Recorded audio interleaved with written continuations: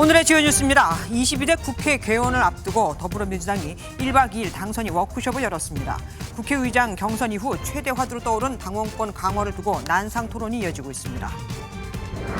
다음 주 화요일 최혜병 특검법 재표결을 앞두고 국민의힘은 통과 반대를 당론으로 채택했습니다. 더불어민주당은 여당 의원들에게 설득 편지를 보내는 등 이탈표 확보에 나섰습니다. 음주 뺑소니 혐의를 받는 가수 김호중 씨가 사고 후 소속사 직원에게 직접 전화를 걸어 대신 처리해달라고 한 정황이 추가로 드러났습니다. 검찰은 김 씨와 소속사 관계자 등 3명에 대해 구속영장을 청구했습니다. 단독 보도합니다. 정부가 1기 신도시 재건축 선도지구로 분당 12,000가구, 일산, 부천 가구 등 최대 39,000가구를 선정합니다. 올해 11월 대상지를 발표하고 오늘 2027년에 착공에 들어갑니다.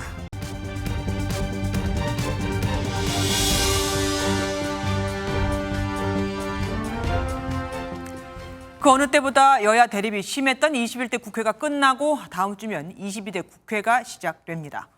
더불어민주당은 총선 압승을 바탕으로 실천하는 개혁 국회를 만들겠다고 벼르고 있는데 그 일환으로 당원 중심 정당을 만드는 걸 검토하고 있습니다.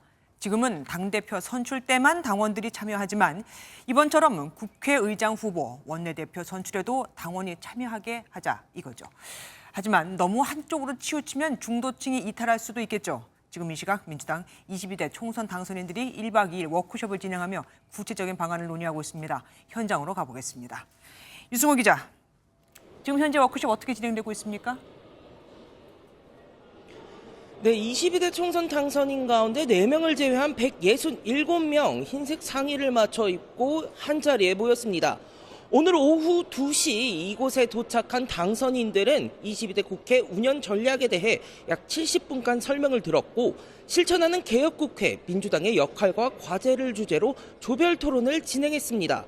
당원권을 얼마나 강화할지 또 어떻게 강화할지가 주된 토론 내용이 될 것으로 알려졌는데요. 지난주 국회의장 경선 이후 지지율 하락과 탈당 행렬이 이어지면서 흔들리는 당심을 잡는 게 최대 과제가 된 만큼 각종 의견이 제시될 전망입니다.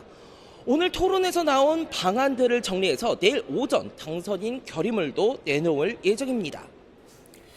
첫 워크숍인 만큼 전열을 가다듬는 자리도 됐을 것 같습니다. 예, 맞습니다. 이번 총선에서 국민들이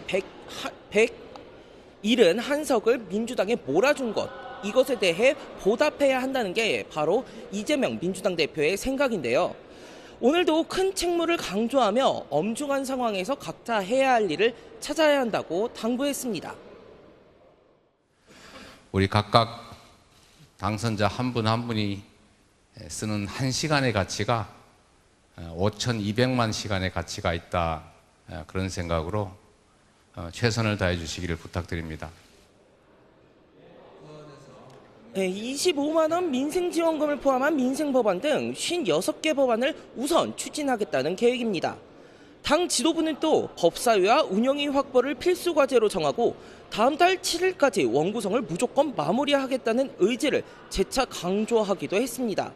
당선인들은 내일 워크숍을 마치는 대로 경남 봉하마을을 찾아 고 노무현 대통령 추도식에 참석할 예정입니다. 지금까지 워크숍이 열리는 충남 예산에서 MBN 뉴스 유승호입니다.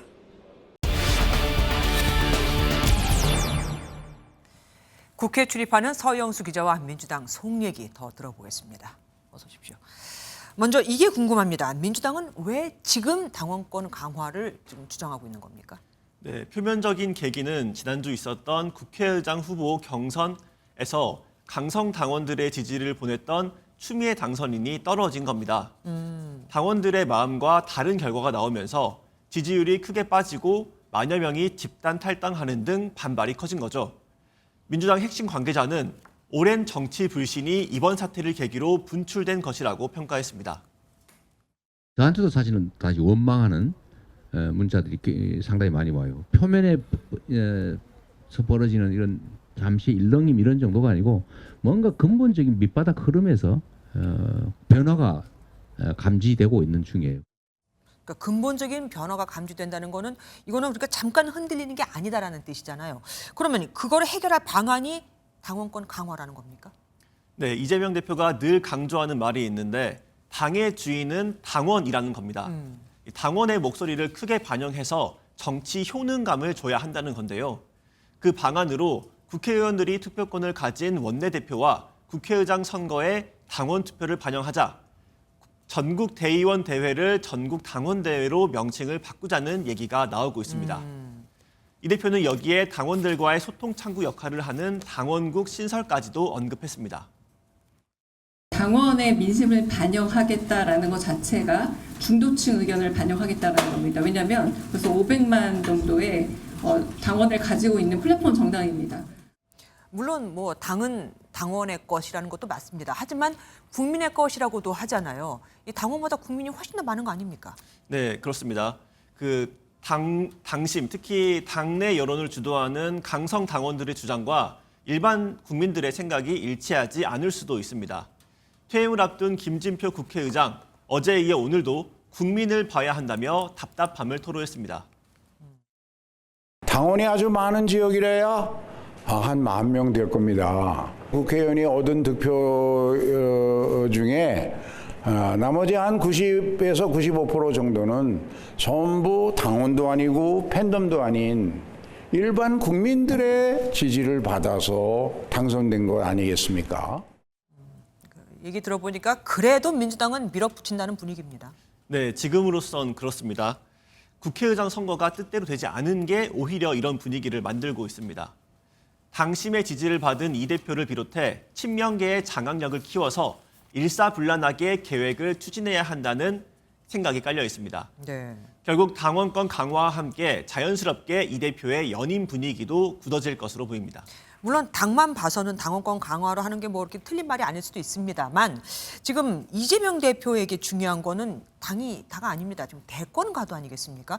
그러면은 대권 가도에도 좋은 영향을 미칠까요?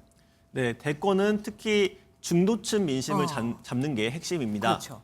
현재 분위기라면 당원권 강화를 계기로 당내 대권 주자로서의 위치는 공고해지겠지만 당이 강성 지지층에 끌려다니는 모습이 연출될 경우엔 정작 본선에선 중도층 확보에 도움이 안 될 것이라는 지적이 나오는데요. 그렇겠네요. 네, 이에 대해서 이 대표 측 관계자는 당원권 강화는 주권자의 의사를 얼마나 충실히 반영하느냐의 문제라면서 단순히 강성 당원들의 목소리가 커지는 건 아니라고 선을 그었습니다. 예, 지금까지 뉴스 추적 서영수 기자와 함께했습니다. 고맙습니다. 정치권에서 지금 굳이 공수를 따지자면 야권이 공, 여권이 수라고 할 수 있죠. 그런데 여당이 공격을 하는 부분이 하나 있습니다. 문재인 전 대통령의 회고록에 나온 내용들이죠. 때문에 민주당에선 왜 하필 이 시점에 책을 발간한 거냐, 왜 국민의힘의 역공에 빌미를 준 거냐는 불만도 나오고 있습니다. 장명훈 기자가 보도합니다. 국민의힘은 김정숙 여사의 인도 방문을 고리로 한 역공을 이어갔습니다. 김정숙 여사의 인도 방문을 위해 대통령의 눈과 귀를 가로막은 문재인 정부 청와대야말로 국정조사와 특검 대상입니다. 문재인 전 대통령이 윤석열 대통령을 돕고 있다는 식의 발언도 나왔습니다. 총선 압승으로 잠잠해진 듯한 민주당 내부에 친문, 친명 간 틈을 벌리려는 의도라는 해석이 따라붙었습니다. 실제 민주당 내부에선 어수선한 분위기가 감지됩니다. 범야권이 정부 여당을 상대로 총공세에 돌입했지만 문 전 대통령의 회고록이 긁어 부스럼이 됐다는 목소리가 나옵니다. 수도권 한 친명계 의원은 여당의 정쟁용 트집 잡기에 불과하지만 공격의 빌미가 된 건 맞다고 밝혔습니다. 다른 의원은 친명과 친문 구도를 가룰 수 있는 문제가 될 수 있다고 우려했습니다. 친문계 의원들은 논란을 일축했습니다. 대응할 가치가 없는 마타도어라고 생각합니다. 모두가 의심하고 있는 것처럼 물타기 아니겠습니까? 하지만 이번 총선에서 PK 지역 패배의 책임이 문 전 대통령에게 있다는 기류까지 겹쳐 당내 진통이 더 커질 수 있다는 전망도 나옵니다. MBN 뉴스 장명훈입니다. 한동훈 국민의힘 전 비상대책위원장이 최근 SNS로 현안과 관련된 발언을 쏟아내고 있죠. 여권에서는 사실상 당대표 출마 행보를 본격화한 것이라는 해석이 나오는데 이 때문에 머리가 아픈 건 황우여 비대위원장입니다.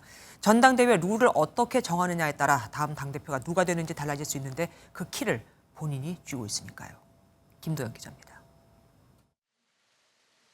국민의힘 비상대책위원회가 차기 당대표를 선출할 전당대회 절차와 관련해 논의 과정이 좀처럼 속도를 내지 못하고 있습니다. 황우여 비대위는 현행 당원 100% 룰 수정을 두고 의견 청취에 나섰지만 고심이 깊은 상황입니다. 의견을 수렴해서 그 절차에 따라서 국가로 말하면 헌법 개정 같은 문제이기 때문에 그 절차에 따라서 저희가 공정하게 여론조사 비율을 일부 반영했다가 자칫 친윤계의 반발을 살 수도 있어 선뜻 나서지 못하는 분위기도 감지됩니다. 특히 한동훈 전 비상대책위원장의 전당대회 등판 여부가 불확실한 것도 한몫하고 있습니다. 여권 관계자는 한 전 위원장이 등판한다면 여론 당원 비율이 어떻든 유력하게 당선되지 않겠냐고 전망했습니다. 한 전 위원장이 변수로 떠오르면서 다른 유력 당권 주자들도 선뜻 의견을 내지 않는 만큼 논의에 속도가 붙기 어렵다는 분석입니다. 한 여권 중진은 당대표에 도전하고 싶은 사람이야 내심 많을 것이라면서도 한 전 위원장이 나설까 봐 먼저 의사표시를 하기 어렵지 않겠냐고 귀띔했습니다. 주요 당권 후보로 거론되는 인물들 간의 교통정리와 출마 여부는 이르면 다음 달 초부터나 본격적으로 논의될 것으로 전망됩니다. MBN 뉴스 김도형입니다. 이렇게 한동훈 전 위원장의 당권 도전 가능성이 커지면서 국민의힘은 내홍도 커지고 있습니다. 연일 한 전 위원장을 저격하고 있는 홍준표 대구시장은 탈당 시사 발언을 했다가 당내 비판이 거세지자 거둬들이게 됐는데요. 한동훈 등판론에 총선 패배 수습은커녕 혼란이 더 가중되는 모습입니다. 김지영 기자입니다. 총선 패배 이틀 뒤 홍준표 시장은 깜도 안 되는 한동훈, 셀카만 찍다가 말아먹었다 등의 한동훈 전 위원장을 향한 원색적 비난을 쏟아냈습니다. 당대표 출마설이 나오자 총선 말아먹은 애라고 저격했고 급기야 초짜 당대표가 되면 거취를 결정할지도 모른다고 탈당을 암시했습니다. 당내에선 친윤, 비윤 상관없이 비판이 이어졌습니다. 친윤 박수영 의원은 더 빨리 나가셔도 좋다. 아무도 안 따라 나갈 것이라며 홍 시장을 직격했습니다. 삼선 중진 조혜진 의원은 당 원로의 발언으로 보기엔 실망스럽다고 했습니다.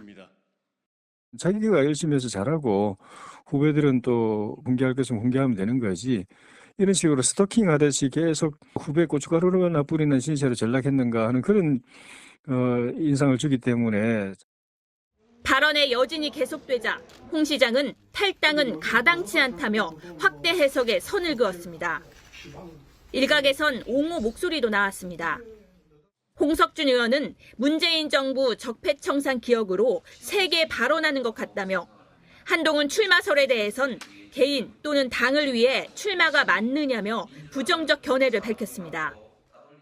한동훈 등판론을 두고 갑론을박이 이어지면서 전당대회까지 당내 혼란은 계속될 것으로 보입니다. MBN 뉴스 김지영입니다. 오고 가는 언제 매일 여의도는 전쟁 중 Talk to me. 정치 톡톡 시간입니다. 정치부 민지숙 기자와 함께합니다. 어서 오십시오. 첫 번째 주제 보겠습니다. 욱하는 마음, 뭐 누구나 있을 수 있죠. 그런데 저기 주인공은 누굽니까? 정치인입니다. 얼마 전 국회의장 당내 경선에서 떨어진 이 추미애 당선인 이야기인데요. 네. 어제 이성윤 당선인의 북콘서트에 참석을 했는데 근황을 묻는 질문에 이렇게 답했습니다. 제가 세상 살아보니까 성질대로 다 안 되더라고요. 욱하는 마음도 있고 도저히 용서가 안 되기도 하고요. 경선에서 떨어진 심정을 그냥 있는 그대로 솔직하게 표현을 했습니다. 민주당원들의 탈당 행렬에 대해서도 한마디 했다면서요. 네, 명심을 앞세운 추 당선인이 떨어지자 현재 민주당에서 10,000명이 넘는 당원들 탈당을 신청했습니다. 이런 당원들의 마음을 달래는 듯한 발언도 나왔는데요. 내가 한 번은 응징을 해줘야지 나 없이 한번 잘 살아봐 이런 마음이 불쑥불쑥 일어나죠. 그런데 저도 이렇게 남아있지 않습니까, 민주당에. 네. 그러니까 떠나지 마십시오, 절대로. 지금 분위기가 심상치 않은데 이 와중에 추미애가 아닌 우원식 의원을 뽑았다. 물론 국회의장 후보로 말이죠. 뽑았다고 공개적으로 밝힌 사람도 나왔습니다. 네, 쉽지가 않은 일인데요. 김성환 더불어민주당 의원이 오늘 공개 선언을 했습니다. 30년 동안 지켜본 우원식 후보는 단 한 번도 개인의 이익을 위해 국민과 당의 이익을 해친 적이 없다라며 충분히 의장 후보 자격이 있다는 점을 강조했습니다. 이런 갑작스런 소신 발언의 이유를 이렇게 설명했습니다. 우원식을 투표한 사람들이 마치 과거 개념의 수박이거나 한 명도 안 나타난다는 등 비겁하다는 그런 얘기가 있어서 국회의장 후보로 선출된 이후 그냥 계속해서 공격만 받던 우원식 의원에게 참 위로가 되는 말일 것 같습니다. 그런데 이 와중에 여기 나왔네요. 친문적자. 이들의 움직임도 주목됩니다. 네, 내일 노무현 전 대통령의 추도식이 열립니다. 여기에 참석하기 위해 며칠 전에 귀국한 김경수 전 경남지사가 오늘 문재인 전 대통령을 예방했습니다. 이 2시간의 대화 가운데 정치적으로 해석될 만한 이야기는 하지 않았다라고 전해지는데요. 그럼에도 당 안팎에선 연말에 완전히 돌아올 친문적자 김 전 지사의 역할론이 꾸준히 나오고 있습니다. 다음 주제로 넘어가겠습니다. 이재명 대표가 나오고 덜컥수? 덜컥수가 뭡니까? 네, 최근 정부가 해외 직구 관련한 규제를 번복하면서 논란이 되고 있죠. 네네네. 이재명 대표 바둑 용어로 이 점을 꼬집은 겁니다. 바둑을 두다 보면 덜컥수라고 하는 게 있습니다. 앞뒤 생각 없이 함부로 던진 수를 말하는 것인데 패착으로 이어집니다. 직구 규제와 관련해서는 여권에서도 비판의 목소리가 나오니까 할 말은 없습니다만 새로운 회의가 만들어졌다고 들었습니다. 네, 오늘 오전 고위당정 정책협의회가 처음으로 열렸습니다. 앞으로 매주 정기적으로 모여서 회의를 할 예정이라고 하는데요. 기존의 고위당정 회의와 달리 대통령실의 정책실장과 국민의힘의 정책위 의장 그리고 관계부처 차관 실무자급이 모이는 그런 회의입니다. 정부가 추진하고자 하는 정책이 현실적인지 여당이 파악하고 있는 민심을 통해서 보다 긴밀하게 살피겠다는 겁니다. 협의 창구를 늘려서 정책 혼선이 좀 줄어들었으면 좋겠습니다. 마지막 주제 보겠습니다. 국민의힘 113명 부른 허은하. 그러니까 13명의 이름을 하나하나 다 불렀다는 겁니까? 모두 다 불렀습니다. 아이고. 오늘 회의에서 허은하 개혁신당 대표 21대 국민의힘 의원들 이름을 모두 불렀는데요. 저는 이 자리에서 한 분 한 분 성함을 불러봅니다. 강기훈 의원님, 강대식 의원님, 강민국 의원님, 구자근 의원님, 권명호 의원님, 한무경, 홍은표, 홍석준 의원님. 네, 이렇게 전원의 이름을 부르는데 생각보다는 짧은 2분 남짓의 시간이 걸렸습니다. 들어보니까 기억 니은 순으로 부른 것 같은데 이유가 뭡니까? 네, 이 최혜병 특검법 논란이 되고 있죠. 네. 통과되기 위해서는 17명 이상의 이탈표가 필요한 그렇죠. 상황이죠. 허 대표 마지막 양심에 호소한다라며 찬성표를 던져달라고 한 사람 한 사람에게 촉구한 겁니다. 호소의 마음을 담아서 불렀다. 이쯤까지 민지숙 기자와 정치톡톡 함께했습니다. 고맙습니다. 어제 대통령이 거부권을 행사한 최혜병 특검법은 다음 주 화요일에 국회에서 재표결을 한다고 하죠. 여야가 설득전에 나섰습니다. 여야 모두 이번 총선에서 낙천한 국민의힘 현역 58명을 주목하고 있는 건데 우선 국민의힘부터 볼까요? 이 특검법에 찬성한다는 이른바 이탈표를 막기 위해 일단 특검법 반대를 당론으로 채택했습니다. 그리고 혹 본회의에 참석하지 않는 의원이 있으면 가결에 필요한 의석수도 줄어드는 만큼 모든 의원이 반드시 출석하게 하는 데에도 사활을 걸고 있습니다. 유호정 기자가 보도합니다. 특검법 재표결을 앞두고 추경호 원내대표가 중진 간담회를 소집했습니다. 안철수, 김웅 의원에 이어 전임 지도부였던 유이동 의원까지 찬성표 행사를 예고하자 대책 논의에 나선 겁니다. 이 자리에서 추 원내대표는 특검법 반대를 당론으로 채택하겠다고 밝혔습니다.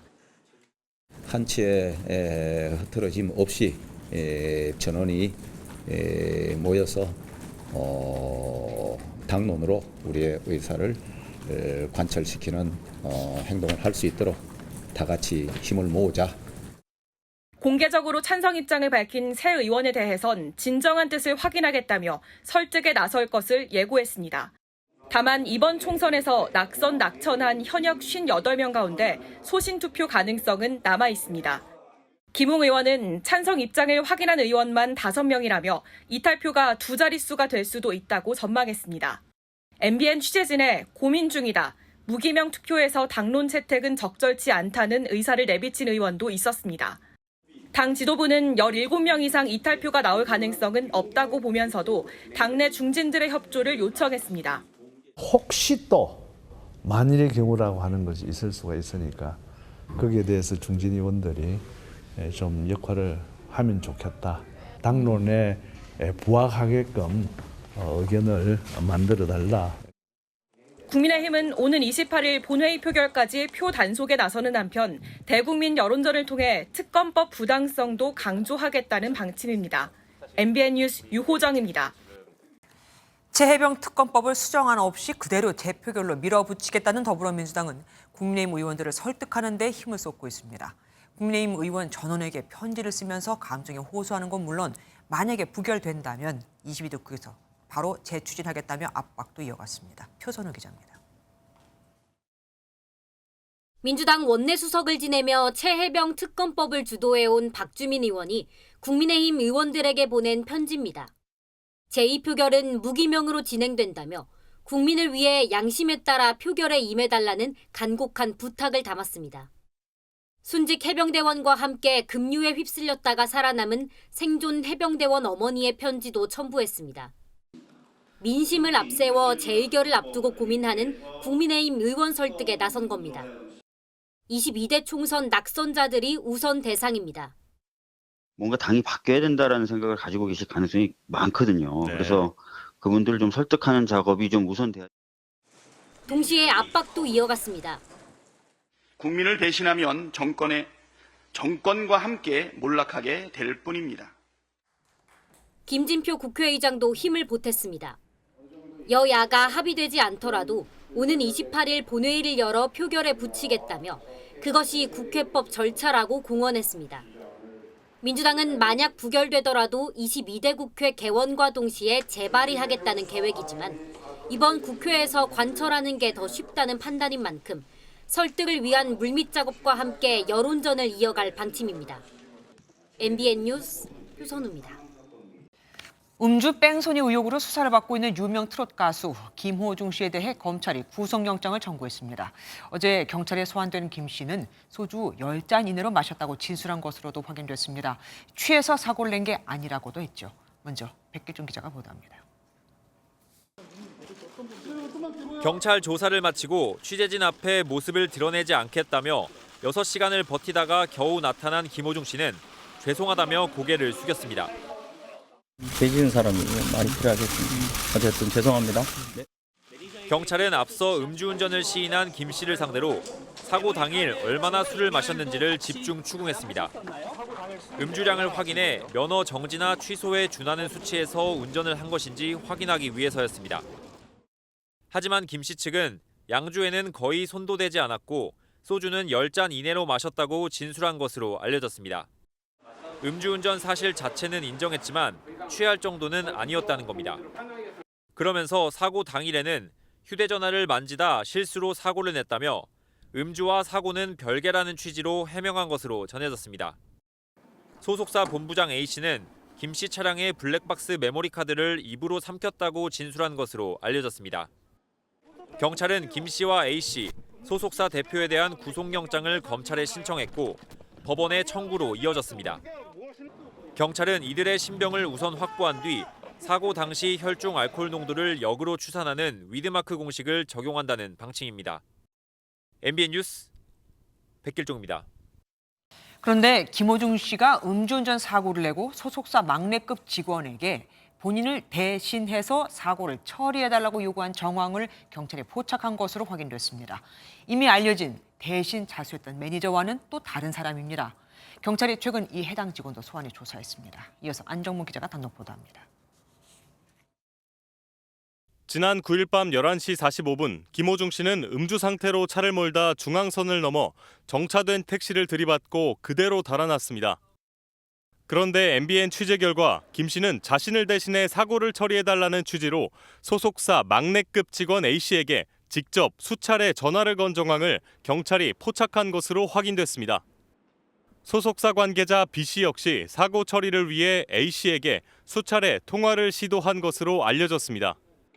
A씨는 김 씨의 매니저는 아닌 것으로 전해지는데 이 같은 요구를 받자 겁이 난다는 이유로 끝내 거절한 것으로 알려졌습니다.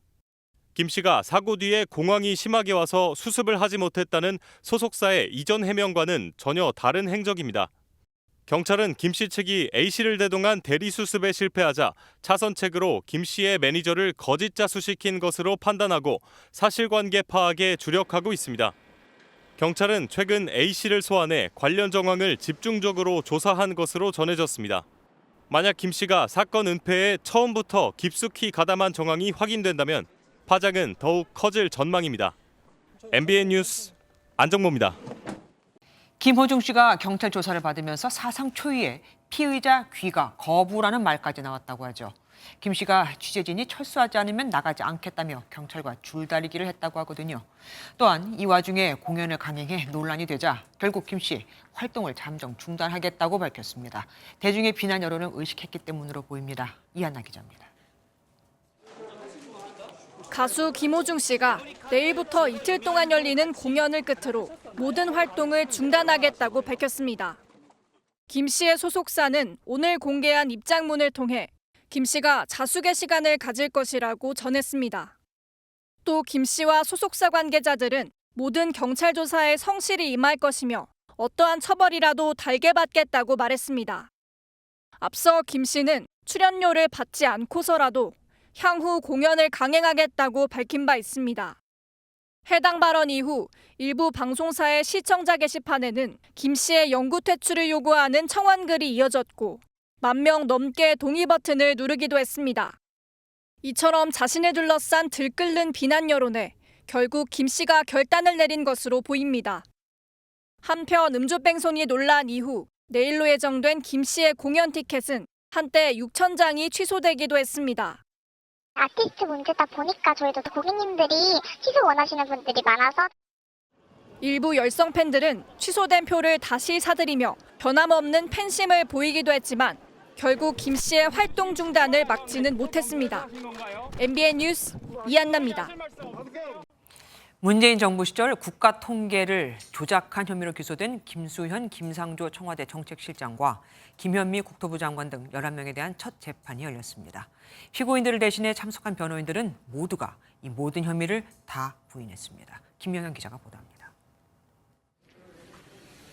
법원 엘리베이터에서 윤성원 전 국토교통부 1차관이 모습을 드러냅니다. 검찰 호송승합차에서 내린 이문기 전 행정중심 복합도시 건설청장도 법원 건물로 들어갑니다. 이들을 포함한 김수현, 김상조 전 청와대 정책실장과 김현미 전 국토교통부 장관 등 문재인 정부 고위 관계자 11명에 대한 첫 재판이 열렸습니다.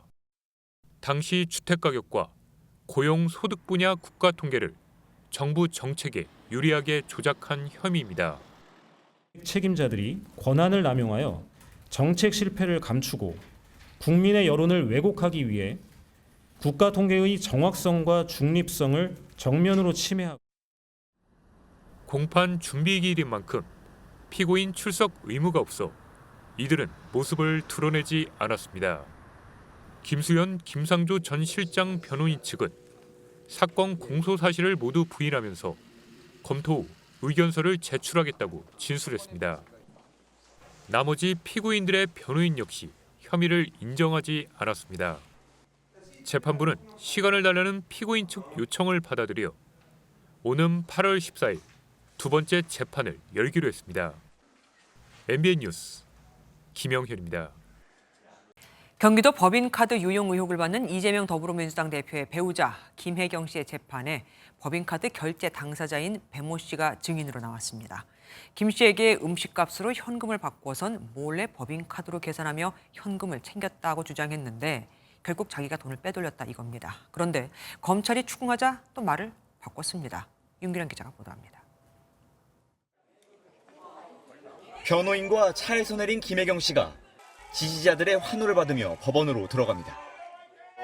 재판 앞두시 심장 한 말씀 부탁드릴게요. 잘 될 겁니다. 이번 재판에선 이미 유죄가 확정된 정경기도 5급 별정직 공무원인 배모 씨가 증인으로 출석했습니다. 검찰은 배 씨가 경기도 법인카드 유용 의혹의 핵심 인물이자 김혜경 씨의 사적 수행비서 역할을 한 걸로 보고 있습니다. 배 씨는 법인카드로 김혜경 씨의 음식값을 계산한 사실은 인정했습니다. 다만 음식을 시키면 김혜경 씨로부터 현금을 받았다고 진술했습니다. 김 씨에게 받은 현금을 몰래 챙겼다는 건데 돈을 준 김 씨는 법인카드를 썼다는 걸 몰랐다는 겁니다. 하지만 검찰이 과거 수사 기록을 언급하며 김 씨에게 돈을 받지 않았다고 하지 않았냐고 추궁하자 배 씨는 맞다며 말을 번복했습니다.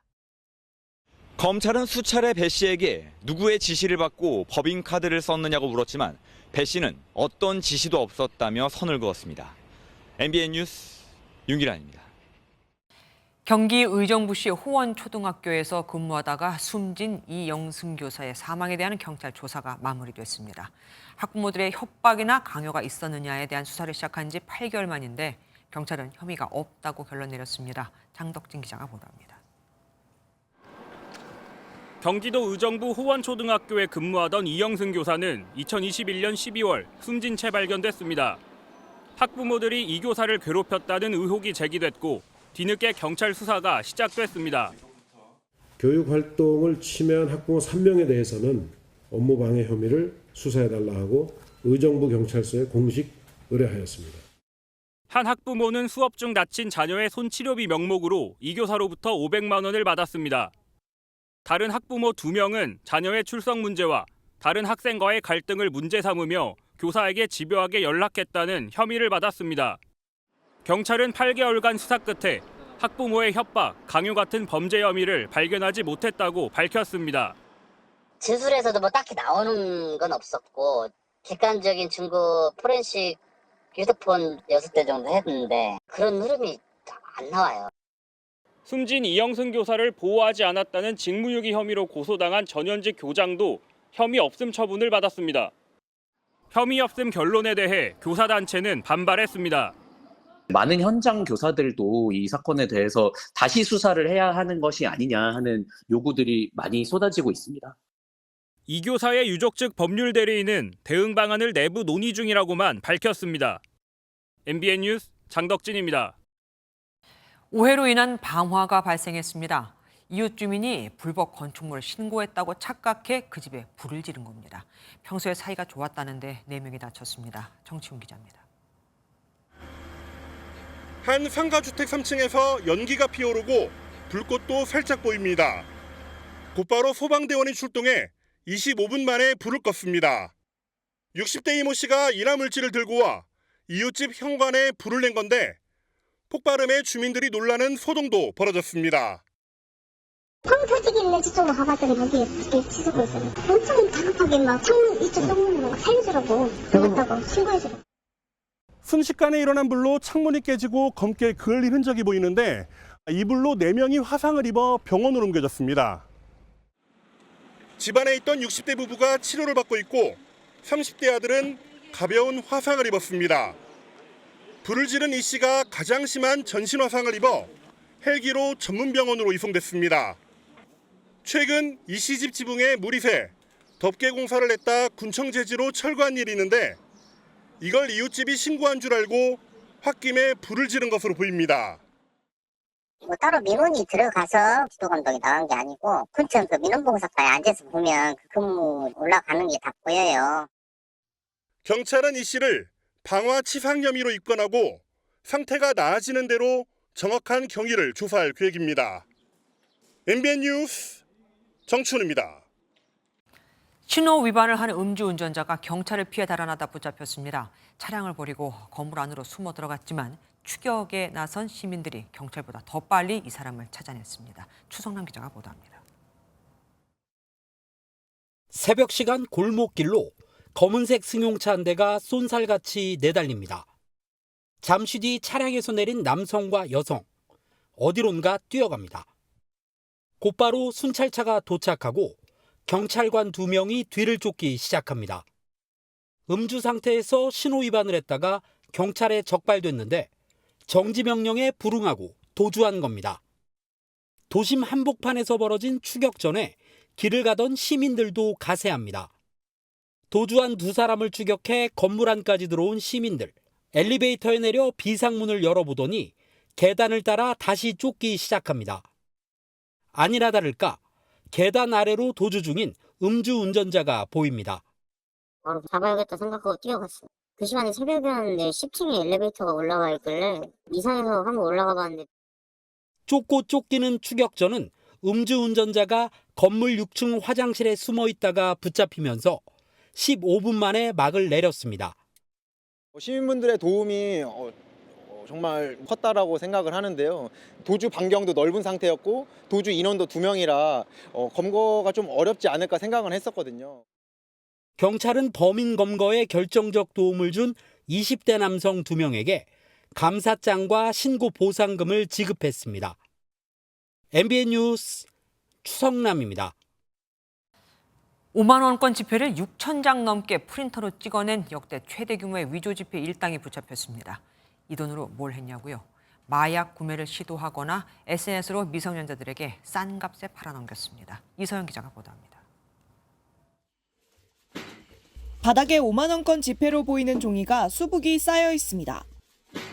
옆에는 아직 지폐 크기로 자르기 전인 프린트본이 겹겹이 놓여 있습니다. 빛에 비춰보니 진짜 지폐는 여백 부분에도 신사임당이 보이지만 위조본은 아무것도 보이지 않고 홀로그램도 없습니다. 경찰이 위조 지폐를 제조해 유통한 A씨와 함께 제조에 가담하거나 구매한 일당 18명을 검거했습니다. 총 3억 2천만 원어치 5만 원권 6천 장을 찍어냈는데 마약을 사거나 불법 거래에 사용하려다 덜미가 잡혔습니다. 일당은 SNS에 광고를 올려 100만 원어치 위조 지폐 묶음을 6만 원에 팔았고 도박빚 수천만 원이 있는 미성년자 B씨가 구매했습니다. B씨는 모텔에서 3장을 썼다가 업주의 신고로 경찰에 붙잡혔습니다.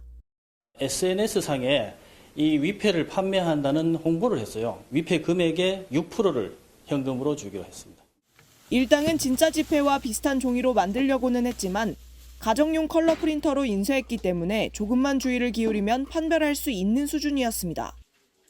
경찰은 일당 18명 가운데 5명을 구속하고 유통된 위조 지폐가 더 있는지 수사 중입니다.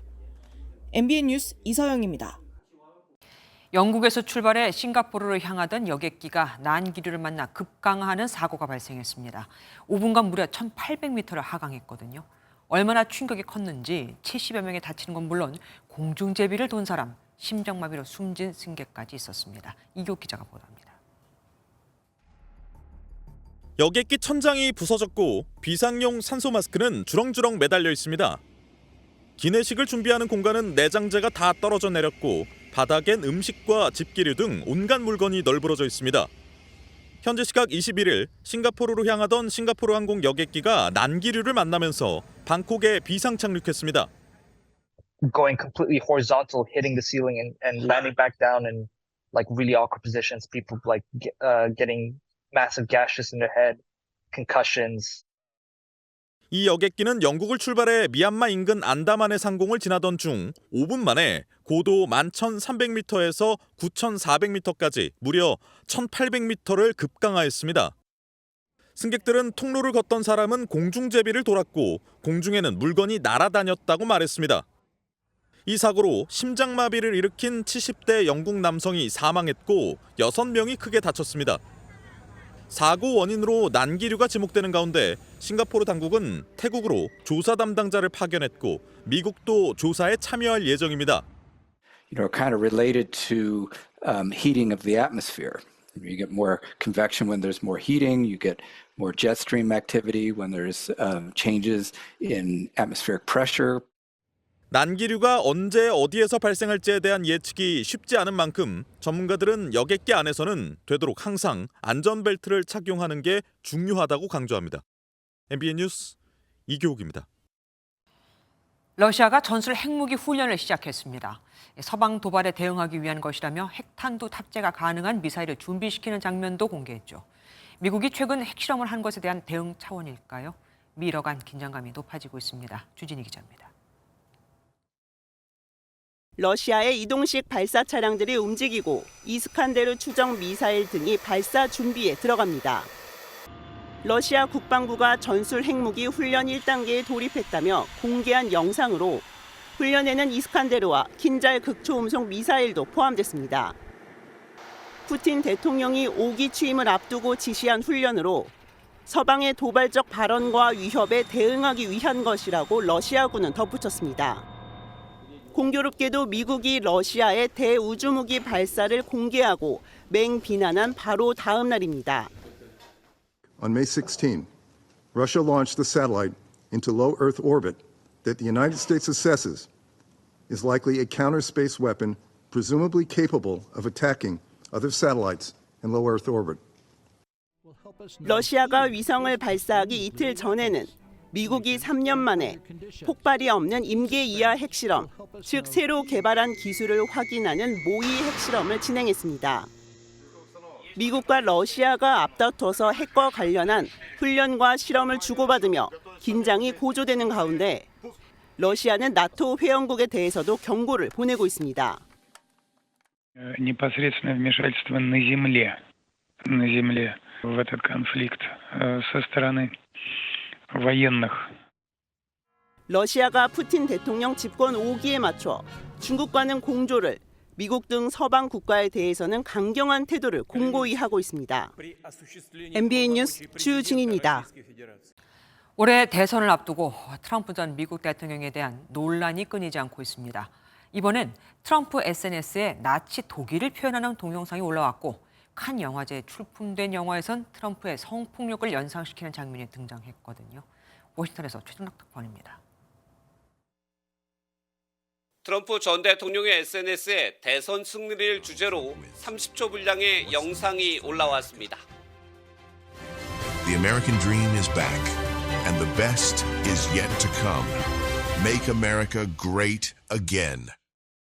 그런데 이 영상에는 경제가 호황이 될 것이라면서 통일된 제국의 탄생이라는 문장이 포함됐습니다. 나치 독일의 제3제국을 연상시키는 제국이라는 표현이 등장하면서 논란이 발생했습니다. 바이든 대통령은 관련 영상을 보고 놀란 듯이 이를 나치 독재자 히틀러의 언어라고 비판했습니다. This on his official account? Wow. A unified Reich? That's Hitler's language. That's not America's. He cares about holding on to power.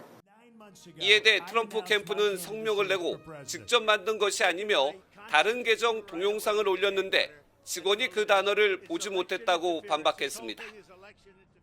그리고선 문제된 동영상을 삭제했습니다. 트럼프 전 대통령 측은 또 칸 영화제 초청작으로 공개된 영화 어프렌티스에 대해서도 명예훼손의 법적 대응을 예고했습니다. 어프렌티스는 1970년에서 80년대를 배경으로 트럼프의 일대기를 그린 영화인데 트럼프의 아내가 외모를 비하하자 성폭행하는 장면이 포함됐습니다. 실제 트럼프와 이혼한 첫 부인 이바나 트럼프는 이 같은 주장을 했다가 철회한 바 있어 감독은 필요한 장면이라며 소송은 두렵지 않다고 밝혔습니다. Oh, you're scared of that? I mean, everybody talks about him suing a lot of people. They don't talk about his success rate, though. 한편 성추문 입막음 형사 재판을 치르고 있는 트럼프 전 대통령은 오는 28일 최종 변론에 나설 예정이어서 판결도 멀지 않았다는 전망이 나오고 있습니다. 워싱턴에서 MBN 뉴스 최중락입니다. 북한 김일성 주석과 김정일 국방위원장의 초상화 옆에 김정은 국무위원장의 초상화가 걸린 모습이 처음으로 포착됐습니다. 언제는 할아버지와 아버지를 지우려고 하더니 이럴 땐 또 우상화에 이용하는 겁니다. 강재묵 기자가 보도합니다. 김정은 북한 국무위원장이 노동당 중앙간부학교 준공식에 참석했습니다. 건물 외벽 한가운데 김일성 주석과 김정일 국방위원장 초상화 바로 옆에 김정은 국무위원장의 초상화가 나란히 걸려 있습니다. 조선노동당 중앙간부학교라는 혁명과 양성의 최고 전당에 있음으로 하여 우리 당의 핏줄, 우리 혁명의 혈맥이 줄기차게 이어지고 조선노동당 안에 주체형의 피만이 교내에서도 김일성, 김정일, 김정은 3대의 사진이 칠판 위 나란히 걸린 모습이 교실 곳곳마다 확인됐습니다. 우리 정부는 3대의 초상화 사진이 나란히 걸린 것이 공식 매체를 통해 확인된 것은 이번이 최초라며 김정은이 지도자로서의 위상을 과시하는 일환으로 보인다고 평가했습니다. 선대 지도자들과 동일한 프레임으로 액자화시켜서 지난 70년 동안 김일성, 김정일만 있던 초상화 액자에 사실상 김정은도 동일한 수령 반열로 사실상 같이 놓여지게 됐다. 일각에서는 김 위원장이 자신의 통치 이념을 전면에 내세우는 데 그치지 않고 4대 세습체제 구축까지 염두에 두고 우상화 행보에 박차를 가하고 있다는 분석도 나옵니다. MBN 뉴스 강재묵입니다. 요새 중국에서 유행하는 스트레스 해소용 장난감에 발암물질이 섞여 있다는 주장이 중국 누리꾼들 사이에서 나오고 있습니다. 이 장난감이 인후통과 두통 등을 유발했다는 글도 계속해서 올라오고 있고요. 우리나라에서도 온라인으로 구매할 수 있다고 하니 확실한 성분 검사 전까지는 유의를 하셔야겠습니다. 베이징에서 윤석정 특파원입니다. 중국 온라인 쇼핑몰에서 꼬집다는 뜻의 네네를 쳐봤습니다. 인형이나 음식 등 각종 모양의 장난감이 수도 없이 검색됩니다. 일명 주물럭 장난감인데 한 손에 들고 다니며 주무르면 스트레스가 풀린다고 해서 최근 인기가 높습니다. 그런데 이 제품의 안전성에 우려를 제기하는 중국 누리꾼들이 최근 늘고 있습니다. 발암물질인 포말데하이드가 검출된다며 검사 장비로 수치를 측정하는 영상이 SNS에 다수 올라오고 있습니다. 这边数值已经接近0.5了，甲醛已经突破0.5了。我们把它取出来，把它包起来。现在数值已经明显在下降，说明这个机器是没有问题的。 또 이런 종류의 장난감을 갖고 놀면서 인후통과 두통, 피부 가려움증이 생겼다는 글도 SNS에 계속 올라오고 있습니다. 홍콩 성도일보 등 현지 매체들도 일부 제품에선 코를 찌르는 강한 냄새가 나는 등의 현상이 있다며 주의가 필요하다고 보도했습니다. 유해성 여부는 확인되지 않았지만 이와 비슷한 중국산 제품이 국내 온라인 쇼핑몰이나 중국계 전자상거래 플랫폼을 통해서도 손쉽게 검색하거나 구매할 수 있는 상황입니다. 베이징에서 MBN 뉴스 윤석정입니다. 건설된 지 30년이 된 1기 신도시 중에서도 가장 먼저 재건축을 하게 될 단지의 규모가 발표됐습니다.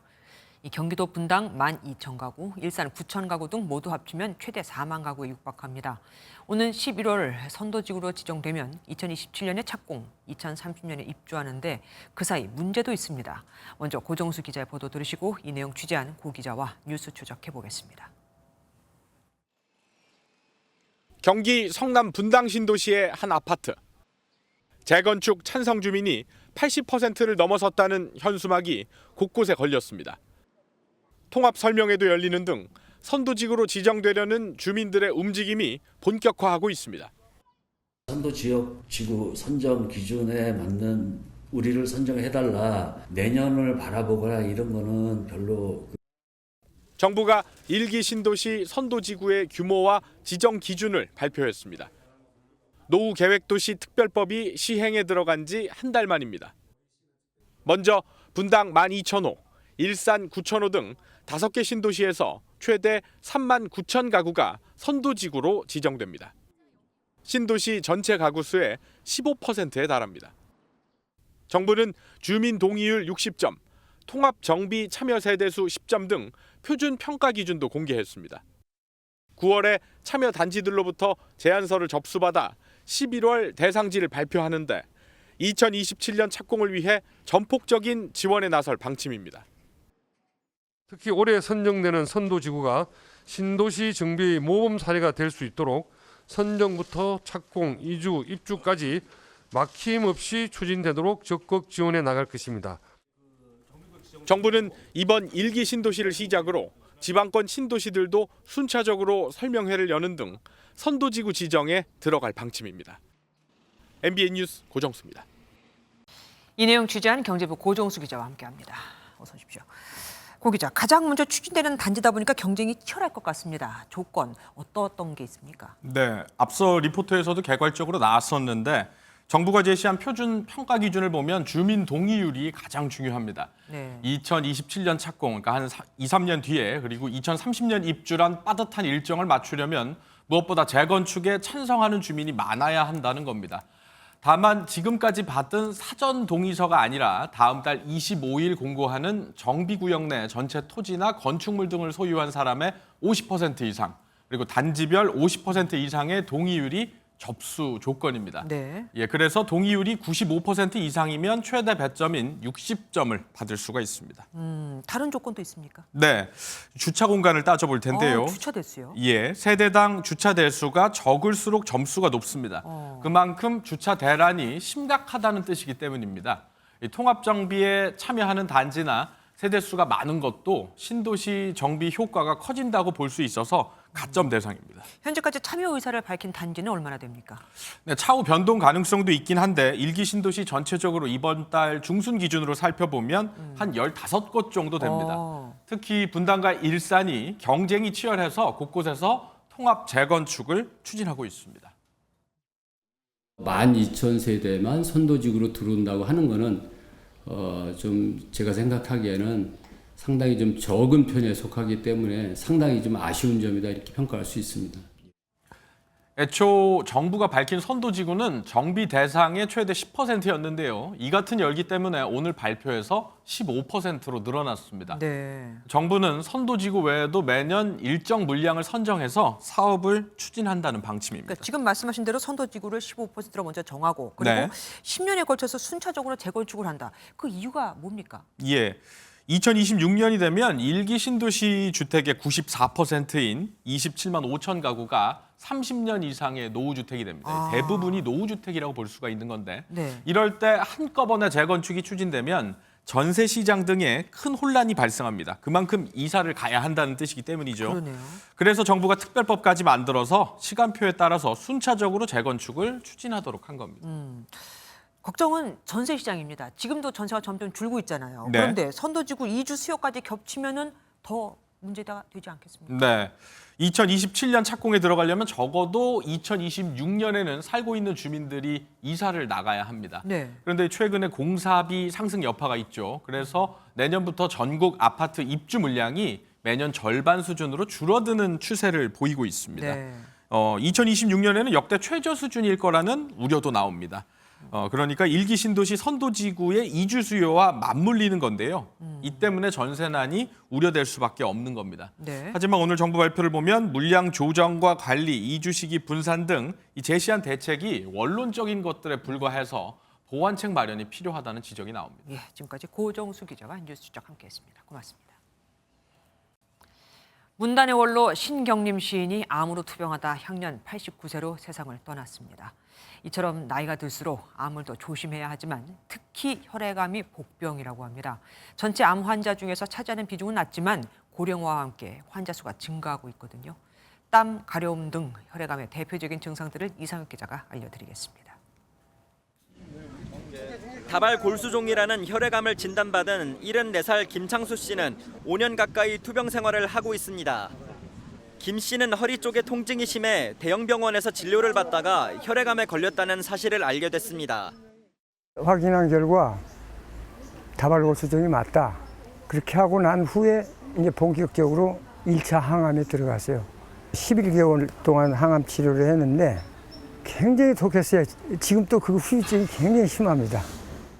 다발골수종은 고령 환자 비중이 높고 증가세도 가팔라 노년의 혈액암으로 불립니다.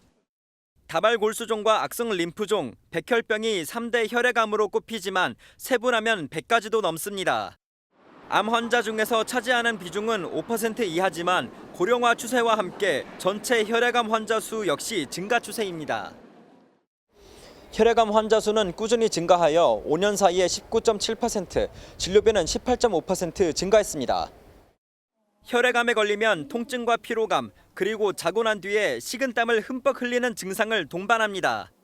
이런 증상이 오래 지속되면 병원 진료를 받아봐야 합니다. 혈액암은 조기라도 수술이나 방사선 치료로 치료되는 게 아니라 어쨌든 전신 치료, 그러니까 항암 치료나 이런 치료들이 필요하게 됩니다. 조기 발견이 어려운 데다 종양으로 자리 잡은 고형암에 비해 수술적인 치료도 어려워 주요 암 가운데 사망률 10위 이상을 기록했습니다. 하지만 최근 환자의 면역세포를 이용한 CAR-T 세포 치료가 효과를 보는 등 새로운 치료법 개발이 활발해 전망은 밝은 편입니다. 전문가들은 혈액암은 종류가 다양하기 때문에 너무 겁먹지 말고 정확히 진단을 받은 뒤 처방에 따라 꾸준히 치료받는 것이 중요하다고 강조합니다. MBN 뉴스 이상엽입니다. 어린이날, 어버이날, 스승의 날까지 이번 달에 선물할 일 참 많으셨죠. 중국 C커머스의 공습에 주춤했던 국내 토종 이커머스들이 가정의 달을 맞아 공격적인 할인에 나섰는데 성적이 꽤 괜찮습니다. 나를 위해선 싼 걸 찾지만 소중한 이들에겐 질 좋은 제품을 찾고 있는 겁니다. 정혜린 기자가 취재했습니다. 20대 직장인이 인터넷 쇼핑 삼매경에 빠져 있습니다. 업무가 바빠 가정의 달 선물은 모두 온라인에서 해결했는데 조카 선물로는 장난감을, 부모님 선물로는 로봇 청소기를 구입했습니다. 국내 토종 이커머스 업체들이 가정의 달을 맞아 역대급 할인을 내걸고 승부수를 띄우자 알리와 테무 등 C커머스로 떠났던 소비자들이 돌아오고 있습니다. 검증된 제품을 합리적인 가격에 사려고 국내 이커머스를 택한 건데 이 같은 추세는 수치로도 나타납니다. 실제 국내 이커머스 업체에서는 가정의 달을 맞아 로봇 청소기나 노트북 같은 가전제품과 건강식품, 장난감 등의 판매량이 크게 늘었습니다. 반면 낮은 가격을 앞세워 최근 급성장한 C커머스는 일부 저가 제품에서 발암물질이 검출되는 등 악재가 잇따르면서 매출이 줄줄이 감소했습니다. 이용자 수 역시 이커머스 2위인 11번가가 최근 C커머스와 다시 격차를 벌렸습니다. 토종 이커머스들은 가정의 달 흥행을 발판 삼아 저력을 보여줄 채비를 하고 있습니다. 고물가로 인해 온라인 고객들의 최대 관심사는 내가 사고 싶은 제품이 언제 어디서 얼마나 좋은 혜택으로 판매할 수 있는지 특징, 행사 일정 등에 대한 정보를 SNS를 통해서 소개될 수 있도록 해 가격과 품질, 배송에 모두 민감한 국내 소비자들을 잡으려는 한중 양국의 이커머스 업체들의 격전은 갈수록 치열해질 전망입니다. MBN 뉴스 정예린입니다. 소방산업기술의 미래 비전을 제시하는 2024 국제소방안전박람회가 오늘부터 오는 24일까지 사흘간 대구 엑스코에서 열립니다. K소방산업 세계로 미래로를 주제로 열리는 이번 박람회에서는 다양하고 변화된 화재 현장의 새로운 패러다임 장비가 전시됩니다. 대구시와 소방청이 공동 주최하며 389개 기관 단체가 1,300여 개 부스를 운영하는 등 역대 최대 규모로 운영됩니다. 스포츠 뉴스입니다. 올해 파리올림픽에선 힙합 음악에 맞춰 길거리에서 춤을 추는 브레이킹이 정식 종목으로 첫 선을 보입니다. 여성 브레이킹 댄서를 비걸이라고 부르는데요. 올림픽 무대를 꿈꾸는 한국 최초의 국가대표 비걸 전지혜 선수를 박규원 기자가 만나고 왔습니다. 음악에 맞춰 풍차처럼 다리를 돌리는 화려한 윈드밀. 공중에서 순간적으로 동작을 멈추는 전매 특허 에어프리즈. 피겨스케이팅, 아이돌 가수 등 다양한 분야에 도전하던 소녀 전지혜는 중학생 때 처음 접한 브레이킹의 매력에 빠져들었습니다. 힙합, K-팝, 얼반 댄스 막 이런 장르 다 배웠었어요. 브레이킹이 하나하나 동작들을 해낼 때 쾌감이라고 해야 되나? 그렇게 빠져들었던 것 같아요. 국제대회에서 입상하며 승승장구한 전지혜는 브레이킹이 올림픽 정식 종목으로 채택되며 한국 최초 국가대표 비걸이 됐습니다. 처음부터 끝까지 연관성을 계속 지어가면서 그렇게 1분을 추더라도 그런 퍼포먼스를 만들어내는 게 저의 강점이라고 생각을 하고 전지혜는 꿈의 무대인 올림픽에서 그동안 갈고 닦아온 기술을 실수 없이 보여주겠다는 포부도 밝혔습니다. 실수 없이 완벽하게 퍼포먼스를 보여주는 게 제일 중요하다고 생각을 해서 또 제 스스로도 만족할 수 있는 경기를 하고 싶기 때문에 국대 춤꾼 전지혜가 파리올림픽에서 새로운 드라마를 써내려갈지 기대가 모이고 있습니다. MBN 뉴스 박규원입니다. 내일도 강한 햇볕에 의해 기온이 크게 올라 덥겠습니다. 특히 동해안과 영남 지역으로는 30도 이상 오르는 곳이 많겠습니다. 양양과 경남 밀양은 33도까지 치솟겠고요. 경주도 32도까지 올라서 오늘보다 더 덥겠습니다. 자외선도 강하겠습니다. 낮 동안 전국 대부분 지역의 자외선 지수는 매우 높은 수준을 보이겠습니다. 또 내일 오전까지 경기와 인천, 충청과 전북, 전남 서해안으로는 가시거리 200m 미만의 매우 짙은 안개가 끼겠습니다. 교통안전에 유의하시기 바랍니다. 자세한 지역별 내일 기온입니다. 중부지방 아침 기온은 서울이 16도, 춘천은 13도로 출발하겠습니다. 남부지방도 아침에는 전주와 대구, 창원이 17도로 출발하면서 오늘과 비슷하겠습니다. 모레 오후에는 강원 영서와 경북 북부 지역에 소나기가 지나겠습니다. 휴일인 일요일부터 월요일 사이 전국에 비가 내릴 전망입니다. 내셨습니다.